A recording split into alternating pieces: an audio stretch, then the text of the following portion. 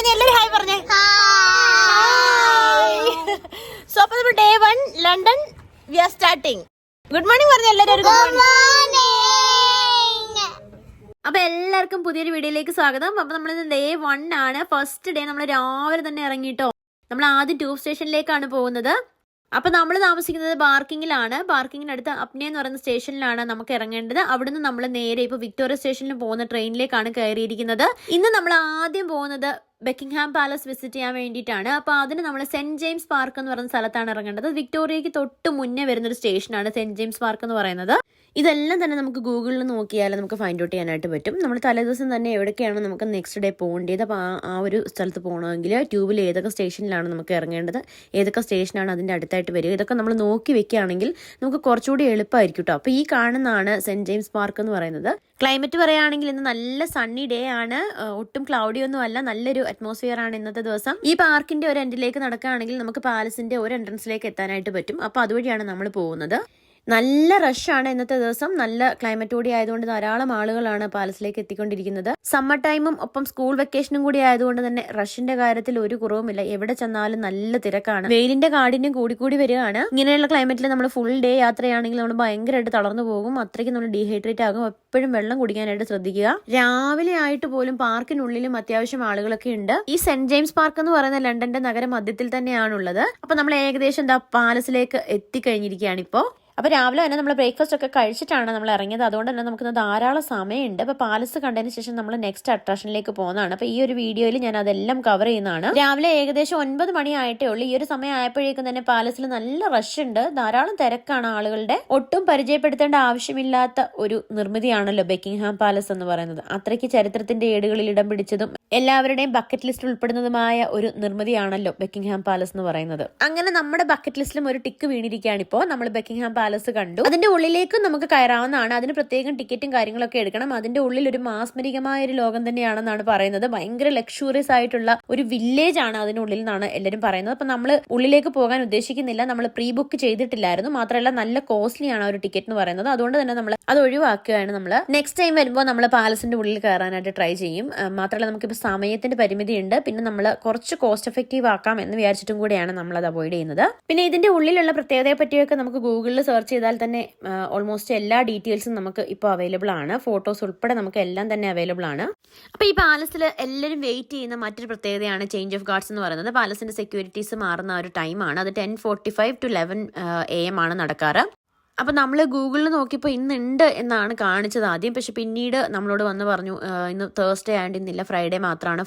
Monday, Wednesday, Friday, പിന്നെ Sunday morning 10:45 change of guards നടക്കാറ്. അപ്പോൾ ഇന്നില്ല എന്ന് പറഞ്ഞു. അപ്പോൾ കുറേ ആളുകൾ അവിടെ വെയിറ്റ് ചെയ്യുന്നുണ്ടായിരുന്നു ഇന്ന് ഉണ്ടെന്നൊക്കെ പറഞ്ഞിട്ട്. അപ്പോൾ എല്ലാവരും പിന്നെ പിരിഞ്ഞു പോയി. അവിടെ പാലസിന്റെ ആ ഒരു വെളിയിലായിട്ടാണ് ഇത് നടക്കാറ്. നല്ലൊരു കാണാൻ നല്ല മനോഹരമായ ഒരു സംഭവം തന്നെയാണ് ചേഞ്ച് ഓഫ് ഗാർഡ്സ് എന്ന് പറയുന്നത്. കേട്ടിട്ടുണ്ട്, നമ്മൾ ടിവിയിലൊക്കെ കണ്ടിട്ടുണ്ടാവും എല്ലാവരും. നല്ല ക്ലൈമറ്റ് ആയതുകൊണ്ട് തന്നെ നമുക്ക് ഒരു ബെനിഫിറ്റ് എന്താണെന്ന് വെച്ചാൽ നല്ല ഫോട്ടോസ് എടുക്കാനായിട്ട് പറ്റും. നല്ല ക്ലിയർ ആയിട്ടുള്ള നല്ല വ്യൂ ഉള്ളതുമായിട്ടുള്ള ഫോട്ടോസ് നമുക്ക് കിട്ടും. അപ്പോൾ ഇവിടെ വരുന്നവൻ്റെ മെയിൻ ഉദ്ദേശം തന്നെ നമുക്ക് ഒരു ഫോട്ടോ എടുക്കുക എന്നുള്ളതാണല്ലോ. അപ്പോൾ ഞങ്ങളും കുറേ ഫോട്ടോസൊക്കെ എടുത്തിട്ടോ. ഈ കാണുന്ന തിരക്കൊക്കെ തന്നെ ആ ചേഞ്ച് ഓഫ് ഗാർഡ്സ് കാണാൻ വേണ്ടിയിട്ടുള്ള ആളുകളായിരുന്നു. അപ്പോൾ അവരൊക്കെ പിരിഞ്ഞു പോയി തുടങ്ങിയിട്ടുണ്ട്. പിന്നെ അതിനപ്പുറത്തൊരു ക്യൂ കാണുന്നത് ആ പാലസിനുള്ളിലേക്ക് കയറാൻ വേണ്ടിയിട്ടുള്ളവരുടെ ക്യൂ ആണ്. അങ്ങനെ കുറേ ഫോട്ടോസും വീഡിയോസും ഒക്കെ ഷൂട്ട് ചെയ്തതിന് ശേഷം നമ്മൾ കുറേ സമയം അതുവഴിയൊക്കെ നടന്നു. നല്ലൊരു ആംബിയൻസ് ആണ് ഒരു പാലസിന് ചുറ്റും. നല്ല തിരക്കാണ് കേട്ടോ, എല്ലായിടത്തും നല്ല റഷാണ്. പാലസിന്റെ ഹിസ്റ്ററിയിലേക്ക് വരികയാണെങ്കിൽ 1700-കളിലാണ് ഈ ഒരു പാലസ് നിർമ്മിക്കപ്പെടുന്നത്. അന്ന് ഇതൊരു പാലസ് ആയിരുന്നില്ല, ഒരു ഹൗസ് ആയിരുന്നു. അപ്പോഴാണ് കിങ് ജോർജ് III അദ്ദേഹത്തിന്റെ ഭാര്യയായ ഡ്യൂക്ക് ചാർലറ്റിന് വേണ്ടിയിട്ട് ഈ ഒരു മന്ദിരം വാങ്ങിയത്. അതിനുശേഷം 1800-കളിലാണ് ഇതൊരു പാലസായിട്ട് കൺവേർട്ട് ചെയ്യപ്പെടുന്നത്. പിന്നീടുള്ള 300 വർഷത്തോളം റോയൽ ഫാമിലി റിസൈഡ് ചെയ്തിരുന്നത് ഈ ഒരു പാലസിൽ തന്നെയായിരുന്നു. അന്ന് മുതൽക്കേ അപ്പോഴത്തെ സൊവേറിയൻ ആരാണോ അവരുടെ ഒഫീഷ്യൽ റെസിഡൻസും ഈ ഒരു പാലസ് തന്നെയാണ്. ഒപ്പം രാജാവിന്റെ അഡ്മിനിസ്ട്രേറ്റീവ് ഹെഡ്ക്വാർട്ടേഴ്സും ഈ ഒരു പാലസ് തന്നെയായിരുന്നു. 2022 നമ്മുടെ ക്യൂൻ എലിസബത്ത് II വിടവാങ്ങിയതിന് ശേഷം ഇവിടെ ആരും സ്ഥിരമായി താമസിക്കുന്നില്ല. ഇപ്പോഴും ഇത് പക്ഷേ അഡ്മിനിസ്ട്രേറ്റീവ് ഹെഡ്ക്വാർട്ടേഴ്സ് ആയിട്ട് തന്നെ പ്രവർത്തിക്കുന്നു. ഇപ്പോഴാരാണോ സൊവേറിയൻ, അതായത് നമ്മുടെ കിങ് ചാൾസ്, അദ്ദേഹത്തിന്റെ അഡ്മിനിസ്ട്രേറ്റീവ് ഹെഡ്ക്വാർട്ടേഴ്സ് ഇപ്പോഴും ബക്കിംഗ്ഹാം പാലസ് തന്നെയാണ്.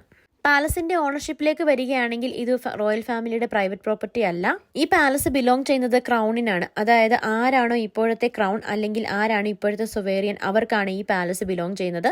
ആ ക്രൗൺ മാറുമ്പോൾ അല്ലെങ്കിൽ സൊവേറിയൻ മാറുന്നതിനനുസരിച്ച് പാലസിന്റെ ഓണർഷിപ്പും കൈമാറ്റം ചെയ്യപ്പെടും. പാലസിന്റെ മെയിൻ്റനൻസും കാര്യങ്ങളും എല്ലാം ചെയ്യുന്നത് ഗവൺമെന്റ് ആണ്. അതുകൊണ്ട് തന്നെ അതിൽ നിന്ന് കിട്ടുന്ന വരുമാനത്തിലോ ഒന്നും റോയൽ ഫാമിലിക്ക് യാതൊരു പങ്കുമില്ല. അവയെല്ലാം തന്നെ ക്രൗൺ എസ്റ്റേറ്റ് എന്ന ട്രസ്റ്റിലേക്ക് പോകും. എല്ലാ വർഷവും സമ്മർ സീസണിൽ ജൂലൈ മുതൽ സെപ്റ്റംബർ വരെയുള്ള സമയം പാലസ് വിസിറ്റേഴ്സിനായി തുറന്നു കൊടുക്കപ്പെടും. ഇതല്ലാതെ മറ്റ് സീസണുകളിൽ സ്കെഡ്യൂൾഡ് ആയിട്ടുള്ള ഡേറ്റുകൾ മാത്രമാണ് പാലസ് ഓപ്പൺ ആയിരിക്കുക വിസിറ്റേഴ്സിന് വേണ്ടി. പാലസ് മുഴുവനായും വിസിറ്റേഴ്സിന് ഓപ്പൺ അല്ല. അതിലെ 20-30 സ്റ്റേറ്റ് റൂമുകൾ മാത്രമാണ് നമുക്ക് വിസിറ്റേഴ്സിനായിട്ട് തുറന്നു തരിക. ഈ ഒരു പാലസ് ശരിക്കും അറിയപ്പെടുന്നത് ബക്കിംഗ്ഹാം പാലസ് പാർക്ക് എന്ന പേരിലാണ്. അതായത് ഇതിന് ചുറ്റും കാണുന്ന ഈ ഒരു പാർക്ക് ഈ പാലസിന്റെ തന്നെ പ്രോപ്പർട്ടിയാണ്. റോയൽ ഫാമിലി ഒഫീഷ്യലി ഇവിടെ റിസൈഡ് ചെയ്യുന്നില്ല എങ്കിൽ പോലും അവരുടെ ഒഫീഷ്യൽ മീറ്റിംഗുകളും എൻഗേജ്മെന്റുകളും മറ്റ് സെറിമണികളും ഒക്കെ നടത്താനായിട്ട് ഇപ്പോഴും ബക്കിംഗ്ഹാം പാലസ് തന്നെയാണ് അവർ ഉപയോഗിക്കുന്നത്. പാലസിന്റെ ഏറ്റവും വലിയ സിഗ്നിഫിക്കൻസ് എന്ന് പറയുന്നത് ഇപ്പോഴത്തെ രാജാവിന്റെ അഡ്മിനിസ്ട്രേറ്റീവ് ഹെഡ്ക്വാർട്ടേഴ്സ് ഈ പാലസ് തന്നെയാണ്. ബ്രിട്ടനിൽ ഭരണം നടത്തുന്നത് ജനങ്ങളാൽ തിരഞ്ഞെടുക്കപ്പെട്ട ഗവൺമെന്റാണ് എങ്കിൽ പോലും കൂടി ഹെഡ് ഓഫ് സ്റ്റേറ്റ് എന്നറിയപ്പെടുന്നത് ഇവിടുത്തെ രാജാവായ ചാൾസ് മൂന്നാമൻ തന്നെ. എങ്കിലും രാജാവിന് ഭരണഘടന അനുസരിച്ച് മാത്രമേ പ്രവർത്തിക്കാനാകൂ എന്നത് മാത്രമാണ് വ്യത്യാസം. അങ്ങനെ നിൽക്കുമ്പോഴാണ് നമ്മൾ ഒരു കാഴ്ച കാണുന്നത്. കുതിരപ്പുറത്തൊരു പരേഡ് വരുന്നതാണ് നമ്മൾ കാണുന്നത്. അതായത് ഹോഴ്സ് ഗാർഡ്സിന്റെ പരേഡാണ് ഇപ്പൊ നടക്കുന്നത്. എല്ലാ വീക്ക് ഡേയ്സിലും ഹോഴ്സ് ഗാർഡ്സ് ഒരു തവണ പരേഡ് നടത്താറുണ്ട്, വീക്കെൻഡ്സിൽ ഉണ്ടാവാറില്ല. ലൈഫ് ഗാർഡ്സ് ചേഞ്ചിങ് പോലെ തന്നെ ഹോഴ്സ് ഗാർഡ്സിനും ചേഞ്ചിങ് ഉണ്ട് എല്ലാ ദിവസവും. അത് 2 PM ആണ് നടക്കാറ്. മുൻപിലും പുറകിലും പോലീസ് വാഹനത്തിന്റെയും പോലീസ് ഗാർഡ്സിന്റെയും അകമ്പടിയോടുകൂടിയാണ് ഈ ഒരു പരേഡ് നടക്കുന്നത്. അങ്ങനെ അതും നമുക്ക് കവർ ചെയ്യാൻ പറ്റി. അപ്പൊ നമ്മൾ ഇനി പാലസിൽ നിന്ന് പോവാണ്. നമ്മൾ ഇനി നേരെ പോയിട്ട് നമ്മൾ ലഞ്ച് കഴിച്ചിട്ട് അതിനുശേഷം നമ്മൾ ലണ്ടനിലേക്കാണ് പോകുന്നത്. അപ്പൊ നമ്മൾ തിരിച്ചു പോകുന്നത് നമ്മൾ വന്ന സെയിം റൂട്ടാണെങ്കിൽ ഇത്തവണ നമ്മൾ പാർക്കിന്റെ ഉള്ളിലൂടെയാണ് നടക്കാൻ പോകുന്നത്. സെന്റ് ജെയിംസ് പാർക്കിന്റെ ഉള്ളിലൂടെ നടക്കുമ്പോൾ നമുക്ക് അവിടെ നിന്ന് നമുക്ക് ബക്കിംഗ്ഹാം പാലസ് നമുക്ക് കാണാനായിട്ട് പറ്റും. അവിടെ ഒരു ലേക്ക് ഉണ്ട്. ആ ലേക്കിന്റെ ആ നെക്സ്റ്റ് സൈഡ് എന്ന് പറയുന്ന പാലസ് തന്നെയാണ്. നമുക്ക് ഇവിടെ നിന്നും പാലസ് കാണാനായിട്ട് പറ്റും. അപ്പൊ ഇന്നത്തെ വീഡിയോ ഞാനിവിടെ വൈൻഡപ്പ് ചെയ്യാണ്. അപ്പൊ ഇതിന്റെ നെക്സ്റ്റ് പാർട്ടുമായിട്ട് ഞാൻ അടുത്ത ദിവസം വീണ്ടും വരാം.